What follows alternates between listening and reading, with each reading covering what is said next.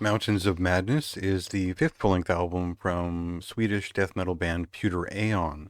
And for this one, it is a concept album. They are taking us to the land of the Shoggoths. And what that really means is that this is something a little bit different from the band, something a little bit more refined, something very focused on telling a story and matching with the tone of the story. And specifically, if you're not familiar with H.P. Lovecraft, where it is scientific accounts, scientific documentation relaying a treacherous trip to the Arctic. And in that trip, of course, the unspeakable horrors are not spoken of. And so there's this great unknown that builds in the story. Anyway, we're not here for a literature club.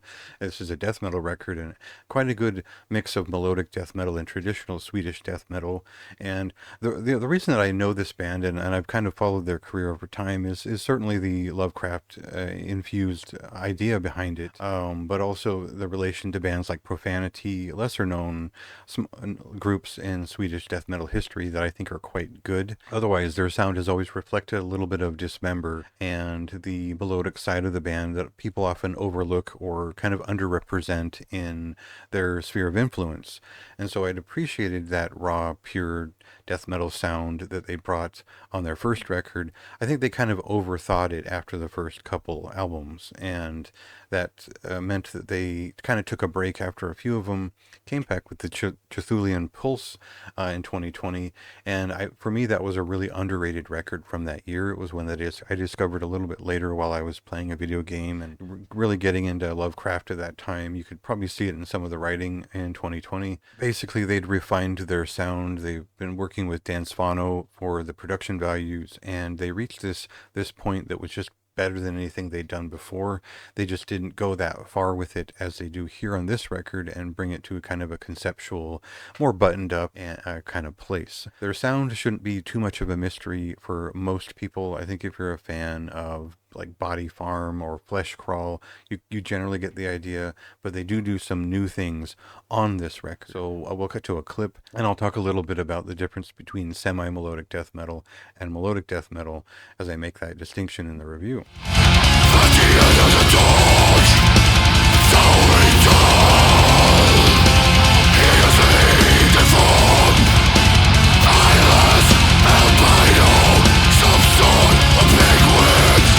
So it's not just Swedish death metal that feeds this album, but there's a very strong melodic component to most of these songs, most all of them in general. You're going to go in feeling that the tone of this album being a little bit more cinematic, being a little bit bigger, being produced in a way that is a little bit more distant and grand, and the layers start to show up in the hundreds at some point, and that means there's maybe too many vocal layers on this record for me. I really hate it when there's two vocalists going at once, especially in death metal. It just sounds terrible, and it's kind of a behemoth thing to me.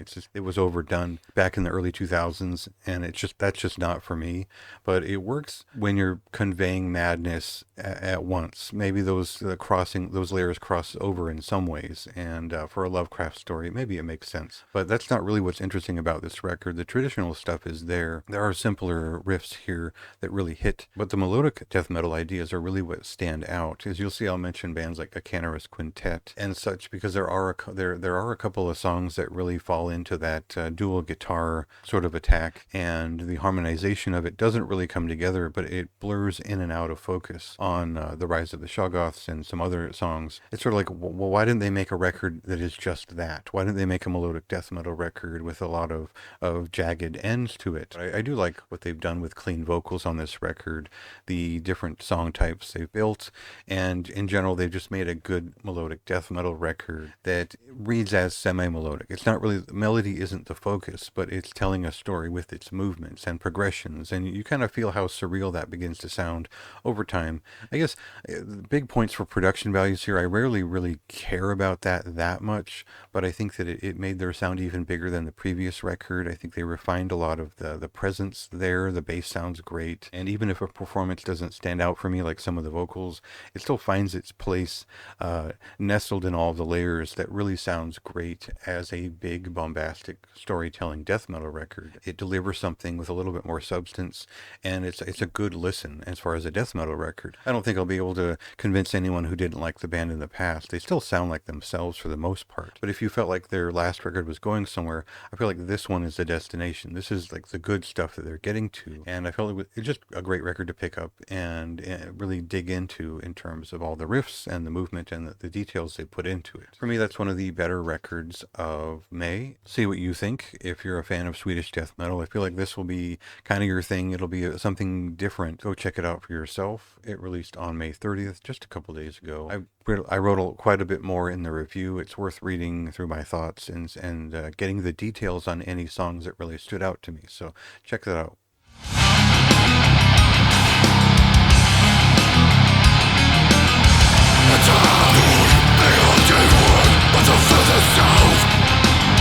Let the distant beat while the shadows flow into your taste.